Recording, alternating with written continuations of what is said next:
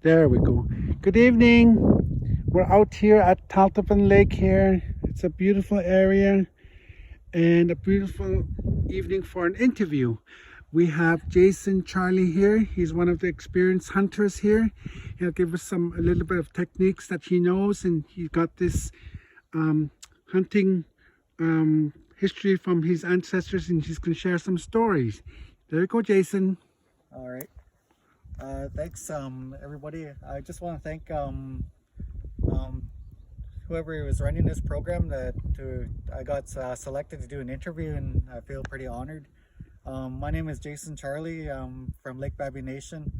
I come from the Beaver Clan, and I've been raised pretty much by a lot of the elders growing up, and my late grandma Angeline, my late grandpa Jeff, along with my great uncle. But growing up, my grandma always told him that's not your great uncle. It's always tells me, so I don't call him like great uncle. It's just grandpa. Same with his wife Mary. So anyways, I've been raised by them. A lot of these people growing up, and they brought a lot of their teachings passed on to me, and that's still I memorize from coming to an area like this. You don't just learn those kind of things out of by word of mouth. When you actually do it, hands on, it stays in your head. Like out here, I remember we're always out doing trapping and stuff like that. Like right now, beaver, you can harvest beaver right now. It's springtime for the pelts, and not only the pelts, the meat. Smoke the meat for the potlatch, the tail. There's a custom where they say the tail. They did that to me when I was younger. They burn the tail, and they slap you in the back with it. They say hushtas, hushtas. That means it'll make you strong, eh? And it makes you not so you're not afraid of the bush. That's probably why to this day I'm still not. I'm always out. I go out alone, do firewood alone. I'm totally like, I know nothing's gonna harm me out here. I'm good. But one thing I want to bring up is our hunting. A lot of things like right now, like this time of year, moose. Everybody knows they're having calves. When we were brought up, we do occasionally got the moose, but we always make sure, like in the springtime, you could tell they're really big. You don't bother them. The only time you'll get them is a dry cow, or when they have no calves or anything. But usually you don't. You always wait. And then one indicator that my grandpa Matthew told me too. There's one plant that grows up. You'll see it on logging blocks and stuff. I don't know the exact name, but when that plant turns purple, that's the indicator. Every time we're heading to Donald's, we're doing fish. He always tells me, is like, he points at it, and that's when you know the moose are ready.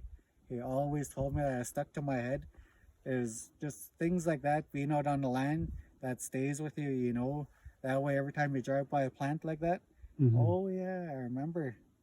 They told me something about this plant, that kind of thing.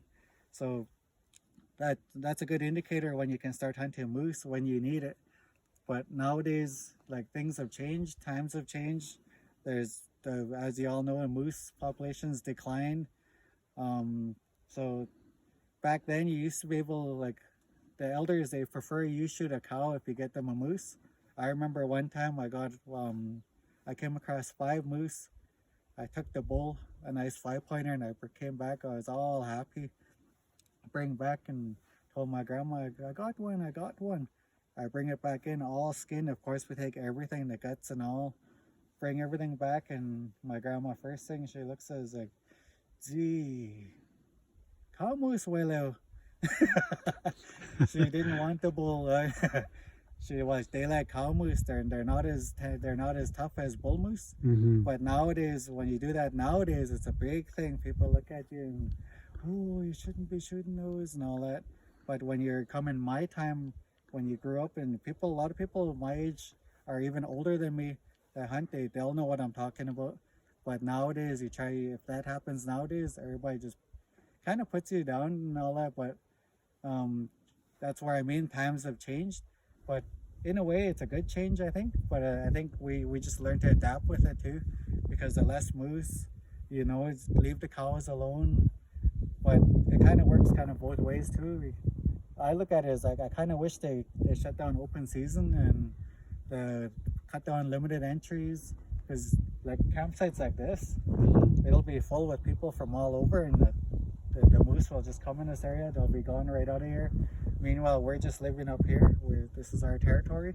We come back here, all these moose are just leaving us, just like it's like you have no say on it, and it kind of bothers, but there's nothing really besides try to voice our opinion. Maybe, I don't know. But anyways, going back, I don't want to go off too much off topic here, but I picked this area on the way out because this too, like different areas of our territory, like Taltapin Lake is a beautiful lake. There is actually a legend on this lake too, Bichoan they call it. My grandpa Matthew, we used to trap along all up here, along the side here. Every time we come in here, sometimes we come in here and we have snack after during our trapping. We pull in, we just watch the lake. We eat our bear fat bit. We eat all like tea. We just sit here and he tells us the story about it. Long time ago, that the reason why this is called beet choan, it means beet is char in our language. Cho, that means that really big char. And I'm not too exact sure with the un part of it, but there's a big char that was in here, and they lost a lot of nets coming in here setting net. So long ago, our people, they stayed away up until a couple of years back. Me, Joe, Lake Matthew, we came out and we gave it a try. We decided let's set net. We'll try it because everybody was so they're afraid of the legend, the beat the big char in here. So we decided to check it out ourselves. What we did is we did catch char. They were pretty big char, but what we did is we gave them out to the community. Once we caught them, we just kind of help people out.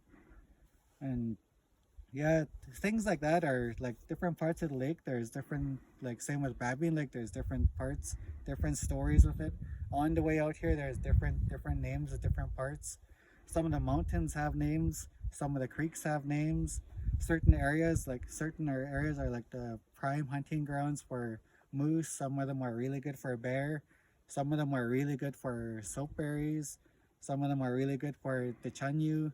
Some of them are really good for kunye. There's all the different things that growing up, we always remember we stopped everywhere. Every time we say we're gonna go get kunye, we don't even know. Sometimes we know where to go right away, or we look for new areas. Like coming up this way, Taltapin. It's just nice being out here too. When you're out here and then you get that urge, you want to keep doing it, but you're hoping that the next generation down, they understand like the real true meaning of hunting and how it should be done, not just going out and I have to shoot something. Sometimes it's not that you don't be successful by shooting some, it's just being out here. So you come back empty-handed, guess what? The fresh air, everything is good too.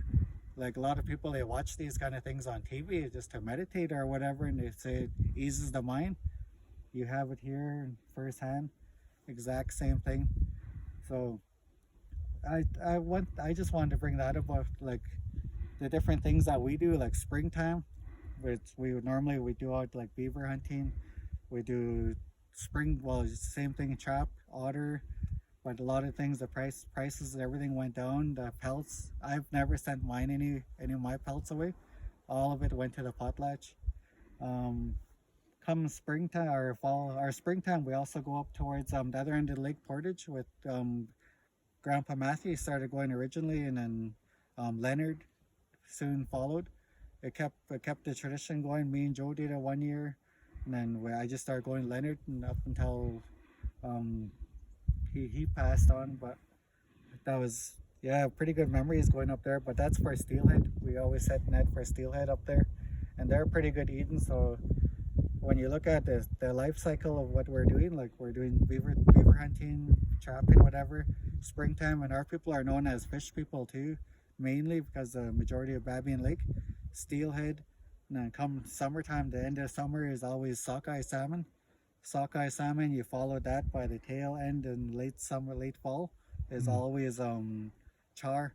Me and my grandma, my brother, we used to go 20-foot, 2-foot wooden boat with a 9.9.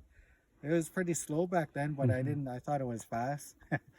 Just from Donald's to Wrights Bay, man, did that ever take us long. Pretty much a couple hours at least. But nowadays boats can get there in like an hour. But anyways, you follow a char in the fall and late fall whitefish. Mm-hmm. Then as you continue on, you set net under ice first week of December. Second week of December, you only want to be in ice, I guess. You wait till it gets too thick, you can't. It'll freeze to the ice. But that's when you catch for whitefish. You get a lot of whitefish and they're really good eating. Same with tying into late fall and winter. Mm-hmm. There we start our trapping. So we'll start with like me and Matthew used to do. We set traps all over for marten, mink, lynx, weasels, and this past year I actually did really good. I actually caught a wolverine, and yeah, that's noose tail in our language that they call it. Mm-hmm. Lynx, westside, marten, chinny. So you learn all these names when you're coming out trapping and stuff. But I just kind of wanted to give a little brief overview of what we kind of do year round kind of thing, what we trap, what we catch, kind of things, what we kind of do, just to give an idea, just to maybe inspire the youth or even the adults or anybody, just to get an idea like, oh, there's Jason going off again. He's not really going out, pretty much he's just being out here is what really helps. Coming out here to an area like this, and I guess you're stewards of the land. You check on the land, in other words, too. Mm-hmm. So you're out here, you're still utilizing it, and yeah, just want to hopefully inspire that other people, like, kind of, if they want to follow this kind of routine, what I was blessed to do. Like, I was really lucky. A lot of people are lucky to live with their parents and their parents, their mom and dad. I was really blessed to live with my grandparents and to still have my mom around. It makes it a lot. Like, I recently lost my dad this past year, Mm-hmm. but he too was an outdoorsman. Everybody was outdoors, and they really different knowledge from different people. You learn quite a bit, and then all that combined into one, man, it's a really good feeling. I'm really glad that you guys are doing these kind of things to help the members, because like a lot of these things that a lot of people might not know. I might not even know some of these, but I just want to give my little bit of advice, a little bit of input, what I think and what I know. But this is just a little brief overview. I just want to do a little interview out here. I was hoping to find one of those roots, but it's too early yet. They're not out yet. Moose, they're not. Well, there's springs. They're just having their calves. But as soon as you find that willow, my grandpa Matthew always told me moose are ready. I was gonna bring one out for a demonstration and show when moose are ready and stuff. And then springtime bear season, there you can hunt bear right now too. They just come out then. They're more lean. It's actually open season for them. Usually they have tags for it, and yeah. Anyways, I just want to thank you guys for listening, and I just wanted to do a little interview out here on the land to show you guys a little bit of what goes on. But if we happen to see like a nice young bull, I was hoping to take one. And then the same thing, yeah, you could have seen it the video, record the whole thing or whatever it is. At least it'll teach some people, or somebody will get some knowledge out of what we do out here and stuff like that. I would say, Masai. Thank you, Jason. We'd like to thank Jason Charlie for his knowledge, passing it down to the youth right now. Here's a little bit, last minute of the lake here, Talton Lake here. Thank you all.